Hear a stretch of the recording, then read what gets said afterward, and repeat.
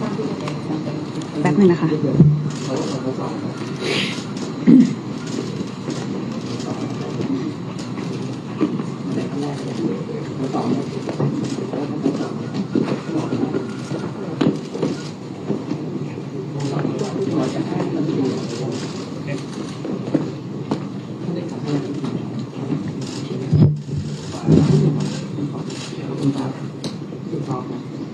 ค่ะสวัสดีทุกท่านนะคะก็ขอสรุปที่ประชุมกันเมื่อกี้ค่ะ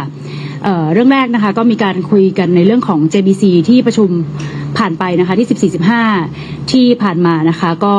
ถือว่าเป็นผลสำเร็จนะคะที่ได้มีความคุยกันแล้วก็มีการยอมรับกรอบในการประชุม JBC ค่ะแล้วก็รายละเอียดก็อย่างที่กระทรวงต่างประเทศได้แถลงไปแล้วนะคะส่วนเรื่องที่2เองเนี่ยก็เป็นเรื่องของการที่ว่าเรามีการคุยกันทุกระดับนะคะไม่ว่าจะเป็นระดับหน้างานจนมาถึงระดับของนายกรัฐมนตรีนะคะก็คุยกันติดต่อสื่อสารอย่างต่อเนื่องนะคะวันนี้เองที่เราประชุมค่ะมีในเรื่องของการตั้งคณะกรรมการเฉพาะกิจนะคะเพื่อตามสถานการณ์นะคะก็เป็นทีมไทยแลนด์ของเรานี่แหละค่ะแล้วก็ต่อจากนี้นะคะก็จะให้ท่านรัฐมนตรีช่วยกลาโหมนะคะเป็นคนนำทีมในการมอนิเตอร์ข้อมูลข่าวสารทั้งหมดนะคะแล้วก็ดำเนินการต่างๆค่ะแล้วก็ในเรื่องของ ICJ นะคะในเรื่องของศาลโลกนะคะเราก็ประเทศไทยก็คือไม่ยอมรับนะคะในเรื่องของศาลโลกนะคะแต่ว่าก็ตอนนี้เองค่ะเรามีการตั้งทีมทำงานเช่นกันว่าเราจะปกป้องแล้วก็ตั้งรับอย่างไรนะคะแล้วก็หาในเรื่องข้อมูลต่างๆเนี่ยว่าเราจะสามารถปกป้องประเทศของเราอย่างไรหรือว่าตอบโต้อะไรยังไงบ้างเนี่ยเราจะต้องมีกรอบในการทำงานนี้ซึ่งตอนนี้เนี่ยค่ะเราก็ศึกษาในเรื่องของกฎหมายแล้วก็ประวัติความเป็นมาทุกอย่างนะคะก็มีข้อมูลไว้ครบหมดแล้วค่ะก็อันนี้ก็เป็นสิ่งที่ความคืบหน้าของการประชุมกันในวันนี้ค่ะเชิญคำถามค่ะ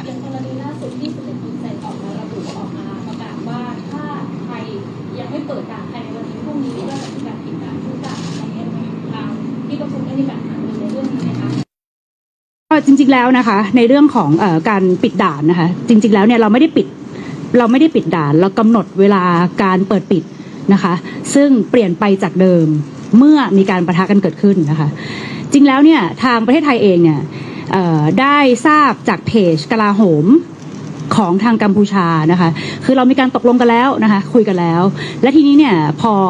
หลังจากการคุยกันว่าจะมีการปรับกำลังใดๆก็ตามเนี่ยเราก็มีการที่ประชุมสมช.ในวันนั้นก็มีการมอบอำนาจให้เรียบร้อยว่าทางกองทัพเนี่ยได้ให้ดูได้เลยว่าสถานการณ์ข้างหน้าเป็นอย่างไรเพื่อจะได้ปรับให้เข้ากับสถานการณ์นะคะพอเราคุยกันเรียบร้อยแล้วเนี่ยทางเพจของกลาโหมของกัมพูชาได้ออกมาบอกว่าจะไม่มีการปรับกำลังนะคะเราก็เลยกำหนดเวลาในเรื่องของการเปิดปิดด่านนะคะพอกำหนดในเรื่องของเวลาแล้วเนี่ยก็ทางกัมพูชาก็กำหนดเวลาเช่นกันนะคะต่างคนต่างกำหนดเวลาแล้วตอนนี้เองเนี่ยดิฉันก็อยากจะแจ้งหนึ่งว่าเรามีการคุยกันที่ผ่านมาทั้งหมดเนี่ยตั้งแต่ของดิฉันได้คุยกับนายกกัมพูชาครั้งแรกเนี่ยน่าจะเป็นวันแรกเลย28ได้คุย28ค่ะวันที่เดือนของพฤษภานะคะได้คุยตั้งแต่พฤษภาก็คุยกันมีการตกลงร่วมกันความเห็นร่วมกันคือว่าเราต้องการสันติภาพให้เกิดขึ้นระหว่าง2ประเทศไม่ต้องการความขัดแย้งต้องการจะรักษาชีวิตของพี่น้องประชาชนทั้ง2ประเทศนะคะไม่มีการเสียเลือดเนื้อของทางทหารด้วยนะคะอันนี้คือสิ่งที่เห็นตรงกันนะคะ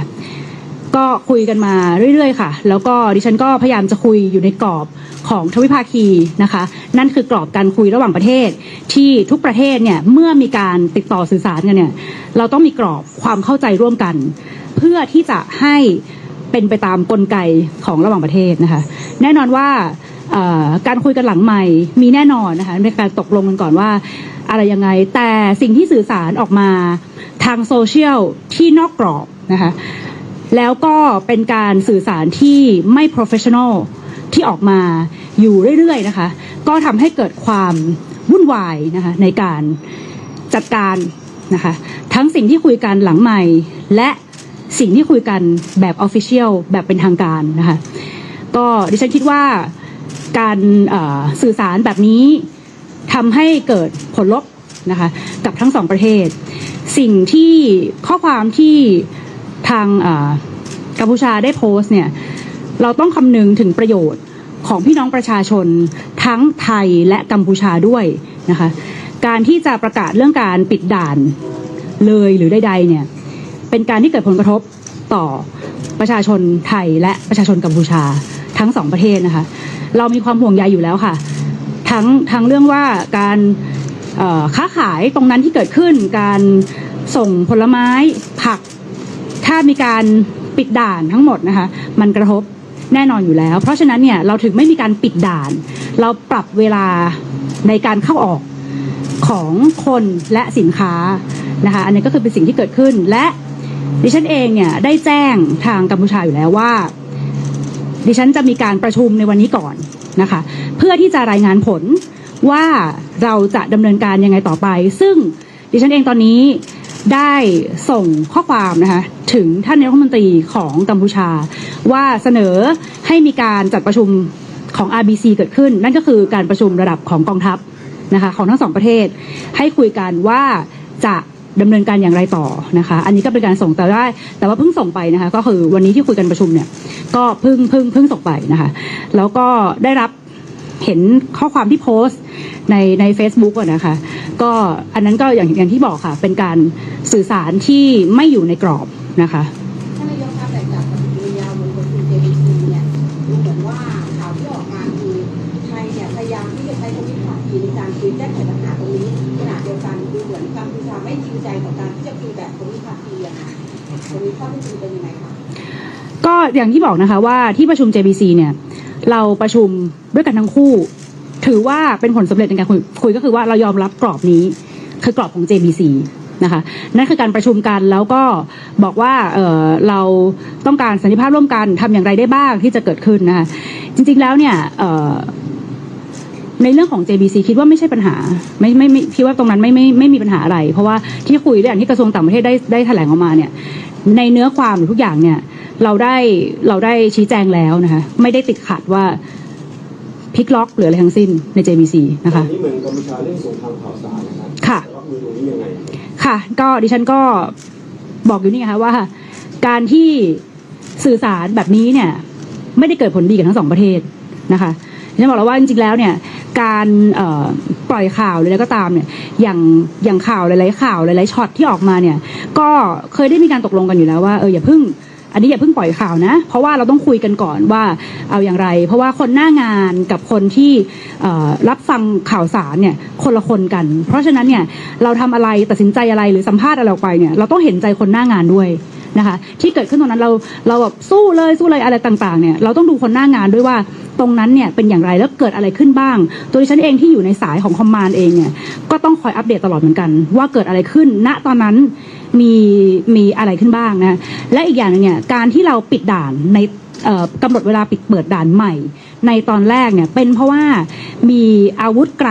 ออกมามีอาวุธหนักที่ออกมาเริ่มเยอะขึ้นแน่นอนค่ะเราต้องกำหนดเวลาเปิดปิดด่านเพราะประชาชนที่อยู่ตรงนั้นเนี่ยมากมายทั้งสองประเทศนะคะไม่ใช่แค่ของเราของเขาก็มีการที่เอาอาวุธใหญ่ออกมาแบบนั้นเนี่ยถ้าเราไม่กำหนดเวลาเปิดปิดเลยแล้วเกิดอุบัติเหตุขึ้นมาเนี่ยความเสียหายมากมายนะคะเราถึงได้กำหนดการเปิดปิดด่านเพราะไม่อย่างนั้นเนี่ยเราไม่กำหนดอยู่แล้วนะคะมันเพราะว่ามันไม่มีเรื่องอะไรแต่พอเห็นอาวุธที่ครบมันเป็นอาวุธของระยะไกลด้วยซึ่งอันนี้ค่ะเป็นสิ่งที่ต้องทำนะคะการทำยังไงที่จะให้โลกรู้ว่าเราเนี่ยแผ่นดินเราใช้ทวิภาคีเราไม่ได้ที่โกงหรือว่าเอาแผ่นดินอันนี้ถูกจารึกเป็นลายลักษณ์อักษรนะคะไม่ว่าจะเป็นประชุมของ JBC เองและหรือสิ่งที่ดิฉันได้เสนอไปตอนนี้นี่ว่าขอประชุมระดับของ RBC ด้วยนะคะจะ GBC หรือ RBC ก็ได้ที่เราสามารถคุยกันแบบเป็นจารึกเพราะว่ามันไม่ใช่เกิดขึ้นแค่ว่าเราคุยกันแยกย้ายสิ่งที่เราประชุมทั้งหมดนี้มันถูกจารึกเป็นลายลักษณ์อักษรซึ่งทั่วโลกสามารถรับรู้ได้ว่าเราตกลงอะไรกันบ้างนะคะไม่ว่าอะไรนะคะวันนี้เนี่ยของกระทรวงต่างประเทศเองเนี่ยมีการเรียกประชุมทูตทั้งหมดนะคะให้ทุกประเทศได้รับทราบว่าทูตคือทูตต่างประเทศทั้งหมดที่มาอยู่ในไทยนะคะเดี๋ยวจะเชิญมาประชุมบ่ายนี้ทางรัฐมนตรีต่างประเทศเป็นคนจัดนะคะแล้วจริงๆแล้วเนี่ยรัฐมนตรีต่างประเทศเองได้คุยกับทูตของกัมพูชาเนี่ยตั้งแต่ต้นเดือนตั้งแต่วันที่4 มิถุนายนแล้วนะคะเรียกมาคุย2 คนเชิญมาคุย2 คนเนี่ยได้คุยตั้งแต่กำหนดตรงนั้นแล้วว่าเราต้องการอะไรเราจะทำอย่างไรนะคะเรา move มาตลอดแต่สิ่งที่เรา อาจจะทำน้อยกว่าเขานั่นคือการสื่อสารออกพับลิกการสื่อสารออกสาธารณะเพราะเราเคารพในการเจรจาระหว่างประเทศเราเคารพกรอบของทวิภาคีเราเคารพเราให้เกียรติทั้งสองประเทศนะคะว่าสิ่งที่คุยควรเป็นสิ่งที่เป็นทางการและอยู่ในกรอบของทวิภาคีอันนั้นคือสิ่งที่ทุกประเทศเมื่อมีการติดต่อสื่อสารต้องยึดกรอบของทวิภาคีเป็นสำคัญนะคะแต่ถ้ามีการสื่อสารที่ไม่ official เกิดขึ้นตลอดเวลาอย่างมากมายเราก็ต้องบอกจุดยืนของเราเช่นกันว่าเราไม่เคยที่จะยั่วยุหรือพูดเพื่อให้เกิดการประทะใดๆทั้งในประเทศและต่างประเทศนะคะอย่างที่ฉันบอกว่าคนเสพข่าวเรื่องหนึ่งแต่คนที่อยู่หน้างานอีกเรื่องหนึ่งดิฉันเองเป็นนายกรัฐมนตรีถ้าอยู่ตรงนี้แล้วเกิดการประทะกันอย่างรุนแรงตรงชายแดนนั่นแปลว่าดิฉันต้องรับรู้อยู่แล้วว่าต้องเกิดอะไรขึ้นถ้าดิฉันจะต้องตกลงในการประทะมันต้องมีการคุยกับทหารด้วยว่าพร้อมหรือไม่เราอยู่ในสเตตัสไหนเขาอยู่ในสเตตัสไหนไม่ใช่จู่ๆว่าที่จะมีเรื่องอะไรก็สามารถจุดให้ไฟมันติดแบบนี้ได้เลยนะคะอันนี้คือกรอบที่เราทุกคนต้องยึดนะคะแต่ว่าแน่นอนค่ะว่าการปล่อยข่าวหรือปล่อยประโยคอะไรออกมาที่ไม่เป็นทางการนะคะแต่ว่าส่งผลกระทบเนี่ยอันนี้แน่นอนย้ำอีกครั้งค่ะไม่เกิดผลดีกับทั้งสองประเทศค่ะแล้วรัฐบาลไทยจะทำยังไงคะเมื่อกัมพูชาเล่นสงครามข่าวสารแบบนี้ขณะที่คนไทยเองก็มองว่าชี้แจงค่ะคนไทยประเทศไทยนายกรัฐมนตรีกองทัพที่ประชุมทุกวันนี้เนี่ยเห็นตรงกันนะคะเห็นตรงกันในทุกๆส่วนทางกองทัพเองเนี่ยคิดเหมือนเราว่าเราต้องปกป้องอธิปไตยของเราไว้แต่ทำอย่างไรให้ยืดการปะทะการเสียเลือดเนื้อให้ออกไปให้ไม่เกิดขึ้นแต่ยังคงรักษาอธิปไตยของเราไว้อันนี้คือเห็นตรงกันทั้งรัฐบาลแล้วก็กองทัพนะคะใครจะปล่อยข่าวว่าโอ้โหตีกันไม่เคยตีกันนะคะกองทัพตอนนี้กับรัฐบาลได้คุยกันทุกเรื่องว่าจะทำยังไงจะ move อย่างไรดิฉันเองให้เกียรติกองทัพเสมอเพราะเป็นคนหน้างานและเป็นคนรู้ในเรื่องของอาวุธทุกอย่างรัฐบาลก็ต้องคุยด้วยว่าจะเอายังไงดิฉันเองคุยหลังไมค์อย่างไรเช็คกับกองทัพทุกครั้งว่าเราเดินอย่างไรที่จะเกิดประโยชน์สูงสุดกับประเทศของเรานี่คือสิ่งที่ทำเสมอกองทัพเองก็เช่นกันจะ move อย่างไรปรึกษากับรัฐบาลเช่นกันว่าอะไรทำได้หรือไม่ได้กรอบของต่างประเทศทำได้หรือไม่ได้อันนี้คือการที่ประเทศเราเป็นแบบนี้นะคะเพราะฉะนั้นเองเนี่ยดิฉันขอย้ำอีกครั้งว่ารัฐบาลกับกองทัพไม่มีปัญหากันนะคะ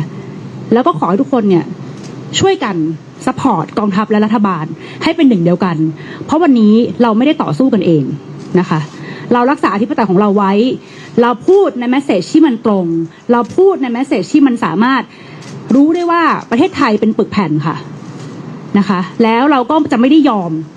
ให้ใครมากลั่นแกล้งให้ใครมาใส่ร้ายให้ใครมาขู่นะคะเราก็เป็นประเทศที่มีศักดิ์ศรีเช่นกันเราก็เป็นประเทศที่แข็งแรงเช่นกัน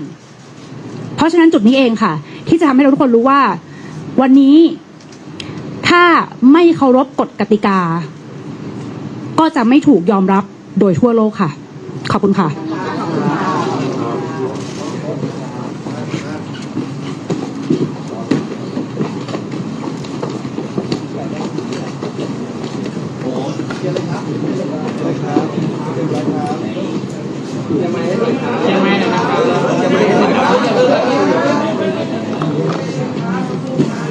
ครับแป๊บนึงครับ